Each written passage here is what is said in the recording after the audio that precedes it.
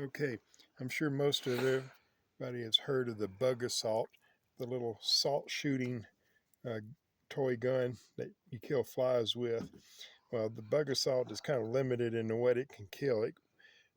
I think they make one that can kill spiders and scorpions and stuff, but between the bug assault and have you seen snake shot or rat shot, they call it, for 22s and 357 and 44 Magnum and 45 Colt, where you have a pistol cartridge that shoots a tiny lead shot. So between those two, I came up with this idea. What if we take the bug assault to the next level? So we got some 410 shells here. These have already been fired. And I'm going to show you how to load a salt load into a 410 shell. It's relatively low power. I wouldn't want to get shot with it because it's going to sting like a bitch, but it will kill the shit out of flies, spiders, scorpions, and it's actually low powered enough. Other than the noise and the smoke and the smell, you could actually safely shoot this at drywall and not hurt the drywall. So what you need is shotgun primers. And for this application, it doesn't matter what kind. There's several different shotgun primers that are different, heat range. But for this application, it doesn't matter because the amount of powder we're putting in this is very small. All it needs to be is a what they call the 209 shotgun primer, which is your basic standard shotgun primer. So we need one of those. You'll need a cotton ball, and this will be enough to do like 2 shells.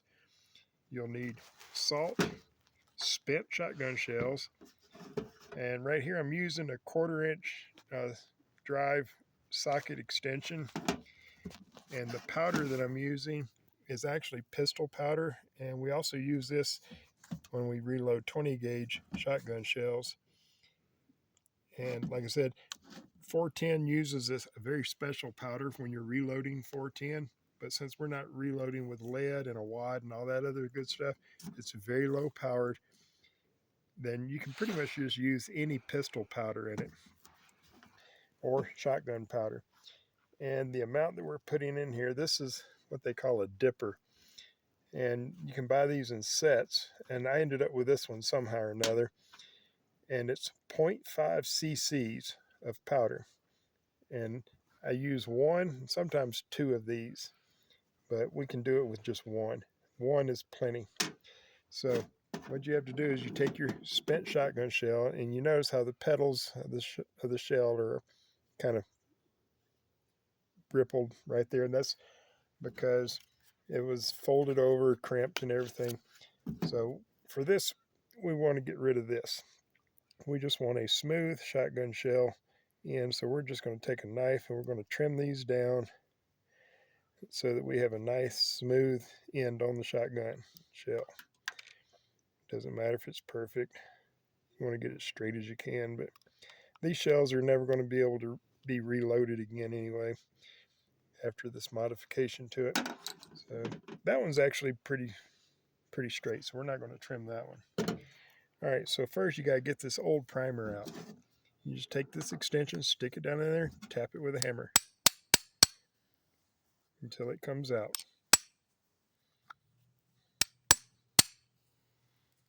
Sometimes it takes a few whacks.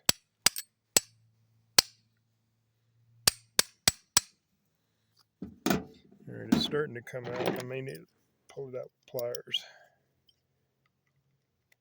I may not be able to get that one out. All right, pause the video while I go get a screwdriver. All right, so I went and got a punch right here because apparently the wadding, or the base wad inside of this it's bottoming out on that and not be able to push it out. So needed something smaller.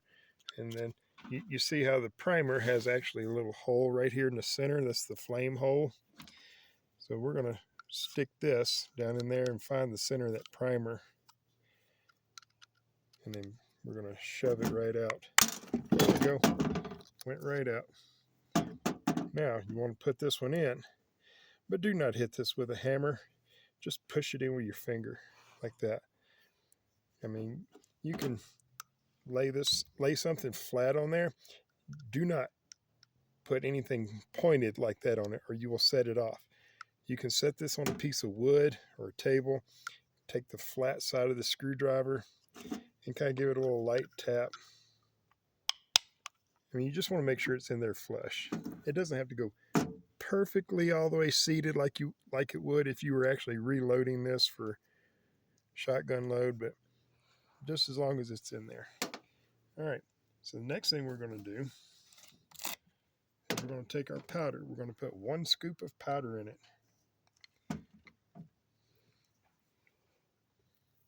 And just pour that in there. All right. This pound of powder here costs about $35, but there's 7,000 grains of powder in a pound. This 1 pound of powder would probably last you 10 years doing these.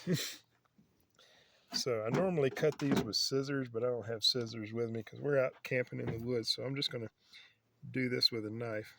Cut the cotton ball in half.